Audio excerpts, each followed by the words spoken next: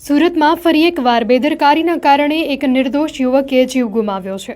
શહેરમાં રોડ પર પડેલા ખાડાઓ સમયસર ન પૂરાતા આજે અમરોલી વિસ્તારમાં એક ગમખ્વાર અકસ્માત સર્જાયો, જેમાં 35 વર્ષીય યુવકનું કરુણ મોત થયું। સુરતના અમરોલી વિસ્તારમાં રોડની વચ્ચોવચ્ચ રહેલા એક ખાડાએ વધુ એક બાઇક ચાલકનો જીવ લીધો છે। યુવક બાઇક પર જઈ રહ્યો હતો ત્યારે અચાનક ખાડામાં પડતા તેનું સંતુલન ગયું અને તે રોડ પર પટકાયો હતો।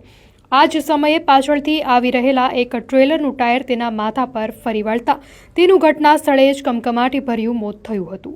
ઘટનાની જાણ થતાં અમરોલી પોલીસ તાત્કાલિક ઘટના સ્થળે દોડી આવી હતી અને કાયદેસરની કાર્યવાહી હાથ ધરી હતી। આ દુર્ઘટના ફરી એકવાર શહેરમાં રસ્તાઓની બિસ્માર હાલત અને તંત્રની બેદરકારીને ઉજાગર કરે છે।